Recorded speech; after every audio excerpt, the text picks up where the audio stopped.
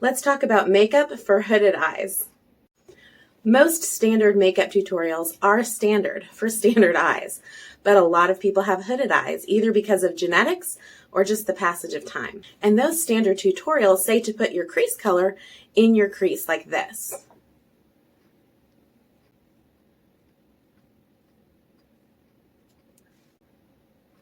It disappeared. With hooded eyes, your natural hood overshadows your crease. So when you do your makeup with your eyes closed and then open them, it disappears. For my hooded eyes, I prefer applying the crease color to my fake crease with my eyes open.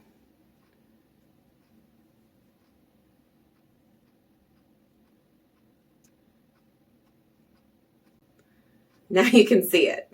Blending is so important with any eye shape. I like to go from the lightest area to the darkest area, just blurring that line. What I tell my customers is we want watercolor, not paint by number. Where you put your highlighter is so important. For example, with standard eye application, they often have you start with the highlighter and then do your crease color. But I like to do crease first because that tells me where to put the highlighter. Let's try a standard eye application with the highlighter covering the entire brow bone.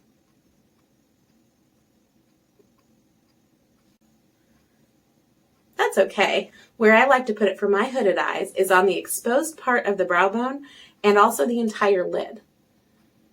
That high contrast between the light and the midtone can really help to open up your eyes. Sometimes the simple look for standard eyes includes putting your accent color on your lid. Your eyes have to be closed for this, of course. Without a fake crease to anchor it, my hooded eyes look really sunken right now. My favorite go-to simple look for hooded eyes includes an optical illusion. Think of a triangle where it starts in the middle of your lash line and it starts in the corner of your eye, and the third point is in your fake crease. It's important to note, however, that the first place you touch the color to is going to be the darkest. So I don't ever recommend starting in the middle of your eye. Instead, I start here at the outer corner and sweep toward the center. Then I sweep up toward the middle of my fake crease. And then starting at the outer corner again, I connect the two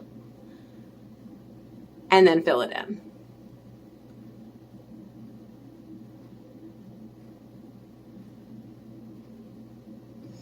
That looks super scary, but don't worry, we're going to blend it. Take a clean blending brush and again go from light to dark, just blurring the line between the colors. If you feel like you're picking up too much color, blank your brush on the back of one hand.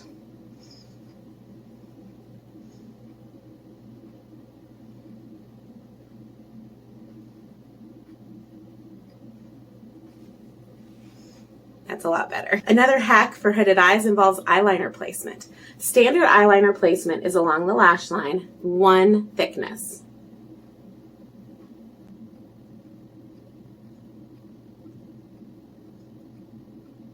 My favorite hooded eye application starts that way too. As close to your lash line as possible.